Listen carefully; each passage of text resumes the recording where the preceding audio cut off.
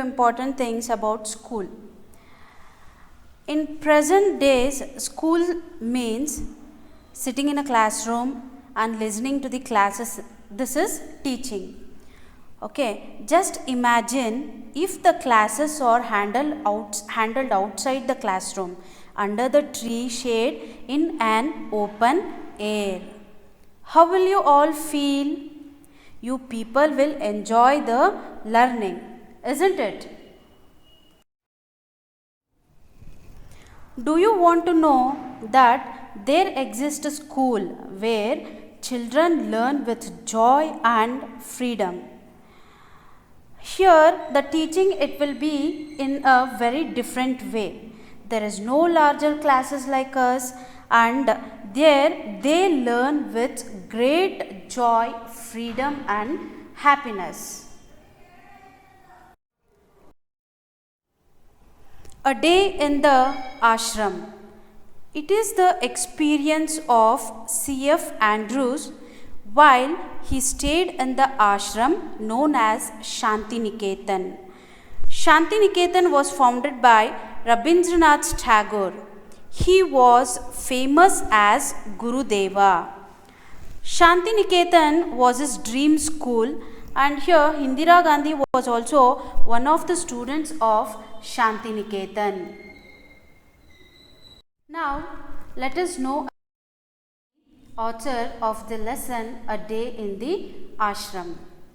C.F. Andrews. C.F. means Charles Freer Andrews is the author of this lesson, and his period is 1871 to 1940. He was an English priest of the Church of England, and he was an educator, means he was a teacher, educator and Indian freedom fighter. He became Mahatma Gandhi's closest friend as well as workmate in the sense associate. Here Andrews shares, means he reveals his experiences while he stayed in the ashram. Shantiniketan was founded by Rabindranath Tagore and it is located in West Bengal. It is a school with a difference where the students learn with great joy. Now, let me read the text. Words cannot picture to you the beauty of Shantiniketan. Our own poet and teacher, whom we call Gurudeva, has named it in his song, the darling of our hearts, and it is worthy of the name. All who have visited the ashram, old and young alike, have felt its inner beauty growing more and more upon them. If I were to describe to you one day in the ashram with the boys, that would perhaps best bring home to you its inner beauty. Long before sunrise, like the birds in our own Amloki groves, our boys are awake. The choristers are the first to rise and they go round the ashram singing their morning hymn.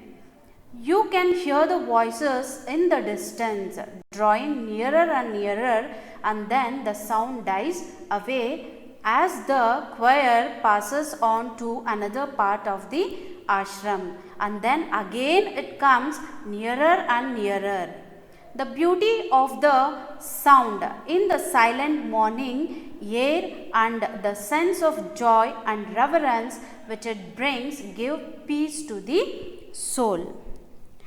Here Gurudeva, choristers, choir, reverence. These are all the new words. Now let us know the meaning of these new words. These are the glossaries and notes. Gurudeva. Gurudeva means Rabindranath Tagore. Choristers. Members who sing in the choir of a church. Choir. A group of singers singing hymns. Hymn. A song of praise to God. Amloki. Amloki is a tree like a mango tree, means in India it is called as gooseberries. Reverence. Reverence means respect. Meditate, to pray silently. And here draftsman, a designer or one who makes plans. Recite means singing a poem or a story from memory. Now you people should make your own sentences by using these glossary words. Dear children, in the first para you have words like old and young.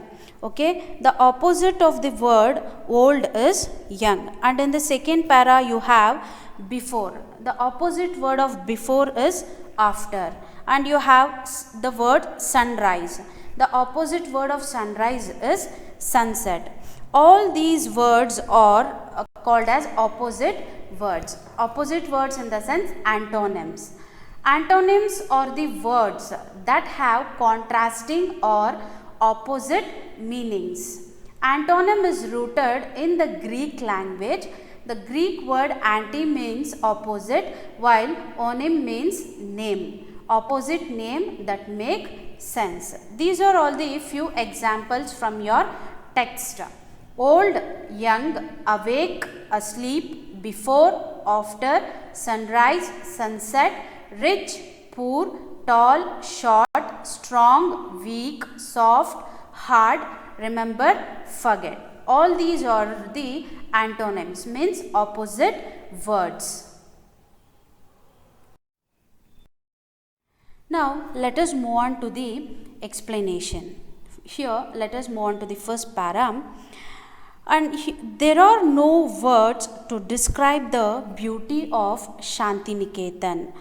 Our own poet, that is Rabindranath Tagore, he is a teacher whom they call as Gurudeva, has named Shantiniketan in his song, The Darling of Our Hearts, means Shantiniketan. The people who have visited the ashram, they have felt its inner beauty, which influences their mind more and more upon them. And here the author describes one day in the ashram with the boys. Boys rise up long before sunrise, like the birds in our own Amloki groves. Amloki groves means, Amloki means it is Indian gooseberries. Okay, Amloki groves means Indian gooseberries orchards. The choristers are the first to rise in Shantiniketan, and they go round the ashram by singing their morning hymns, means a song of praise to God. By listening to the hymn, one can feel very happy, very peaceful, and they will feel very relaxed. The beauty of the sound in the silent morning air brings the feeling of joy, peace, as well as respect to our soul. This is the explanation of the first and second para. Now let us move on to the next para. After an interval, each boy takes his asan in his square of carpet into the fields and sits down on it to meditate in his own place alone. Later on, before the school work begins, the boys all stand together in the shade of the trees and sing their hymn. Means here the students, after an interval, each student sits down on his square of carpet in the field and they start to meditate in their own place, sitting alone. Later on, before the school work begins, all the boys, they stand together in the shade of the trees and they start to sing their hymns.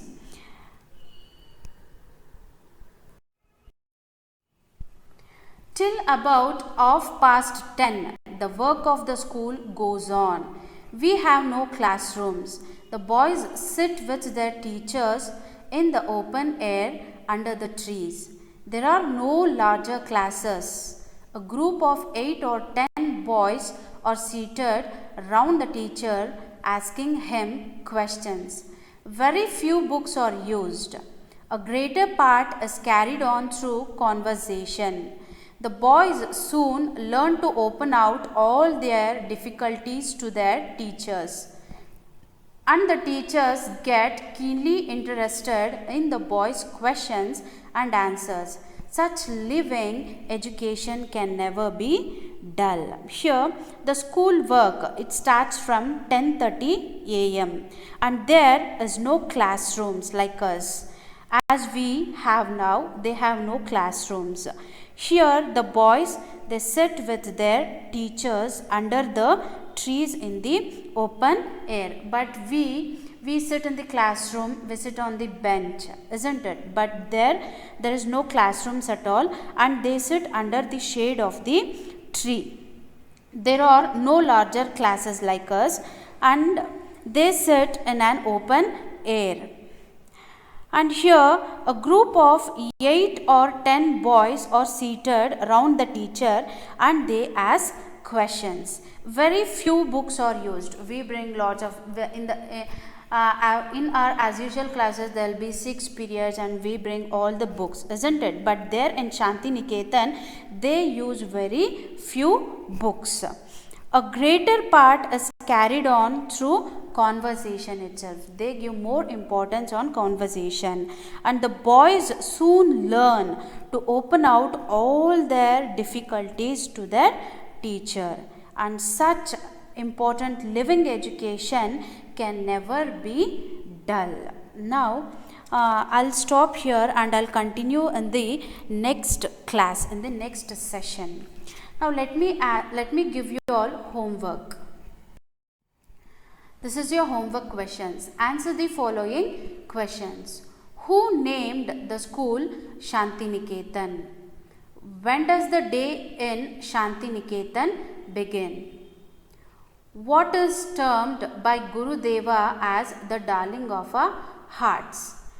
Which phrase used in paragraph 1 means both the old and the young people? The boys in Shanti Niketan get up early in the morning. Who else are the early risers? Okay, these are your homework questions. Okay, and you should answer these questions by listening to the video. Thank you, students.